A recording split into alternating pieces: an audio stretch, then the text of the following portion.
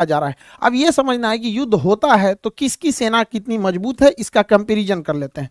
तो देखिए, चाइना के पास जो आर्मी है, पीपल्स लिबरेशन आर्मी, उसके पास 20 लाख एक्टिव सोल्जर्स हैं, लेकिन ताइवान के पास महज 2 लाख एक्टिव सोल्जर हैं। लेकिन एक्टिव सोल्जर के अलावे अगर देखेंगे रिजर्व में, तो चाइना महज 5 लाख सोल्जर को ही रिजर्व में रखा है और ताइवान 15 लाख सोल्जर्स को रिजर्व में रखा है।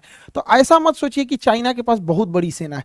चाइना की सीमाएं भी तो बहुत बड़ी हैं। उसका कजाकिस्तान किर्गिस्तान से विवाद चलता है, उधर वीगर मुसलमानों को लेकर झेल रहा है, भारत से है, नेपाल से, भूटान से, बहुत सारे देशों से टच करता है, उधर रूस मंगोलिया से टच करता है। तो उतनी बड़ी सेना भी चाहिए होती है। ऐसा नहीं है कि हाथी ज्यादा खाता है, तो हाथी ज्यादा खाता है तो उसका तो कैलोरी लॉस भी तो होता है, उतना बड़ा शरीर को लेकर चलना भी होता है।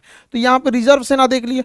अगर हम बात करते हैं टैंक की, तो इसके चाइना के पास लगभग 5000 टैंक है, वही ताइवान के पास महज 1200 है। तो एक छोटे से देश के लिए 1200 टैंक बहुत हो जाते हैं यहाँ पर।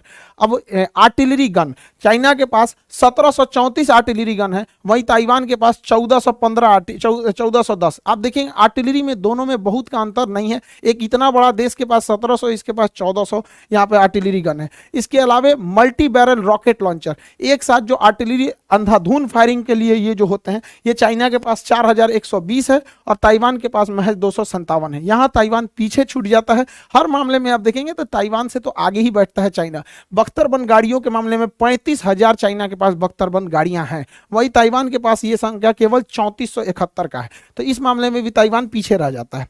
अगर एयरफोर्स को देखते हैं, तो जो एयरफोर्स है इसके पास 1200 लड़ाकू जहाजें हैं सब, इसमें उसका खुद का मैन्युफैक्चरिंग भी होता है। और वहीं 288 लड़ाकू जहाज केवल ताइवान के पास है। तो ताइवान की एयरफोर्स थोड़ी सी वीक है, थोड़ी क्या बहुत कंपैरिजन में करेंगे तो वीक हो जाएगा। हेलीकॉप्टर की देखिए, हेलीकॉप्टर की एक खासियत होती है ना, वो किसी भी छोटे बड़े टारगेट को हिट कर सकता है, क्योंकि उसकी स्पीड जो होती है धीरे होती है, साथ में वो एक जगह हवा में रुक सकता है। इस वजह से बहुत एक्यूरेट हमला कर लेता है हेलीकॉप्टर। तो चाइना के पास युद्धक हेलीकॉप्टर 281 है, वहीं महज 91 हेलीकॉप्टर ताइवान के पास है।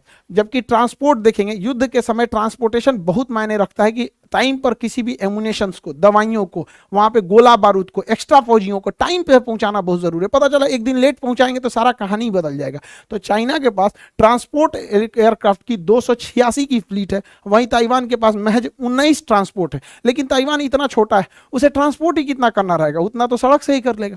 तो ताइवान रखा है सेना अपने हिसाब से और चाइना रखा है अपने हिसाब से। नेवी के मामले में चाइना बहुत सुपीरियर है, उससे 777 नेवी के फ्रिगेट, डिस्ट्रॉयर ये सब है, इनके पास महज 117 ही है ताइवान के पास। और एयरक्राफ्ट कैरियर देखेंगे तो ताइवान के पास तो एयरक्राफ्ट कैरियर ही नहीं है, जबकि चीन अभी हाल में अपना तीसरा एयरक्राफ्ट कैरियर भी शामिल किया, यानी लड़ने के लिए इनके पास 2 एयरक्राफ्ट कैरियर हैं सब चाइना के पास। सबमरीन, चाइना की नेवी की सबसे बड़ी रीढ़ मानी जाती है सबमरीन, इसे साइलेंट किलर भी कहा जाता है, पानी के नीचे रहती है। ताइवान के पास महज 4 है और पूरी दुनिया में सबसे ज्यादा सबमरीन रखने वाला यही है, चाइना है। 79 सबमरीन है इसके पास। ये चाइना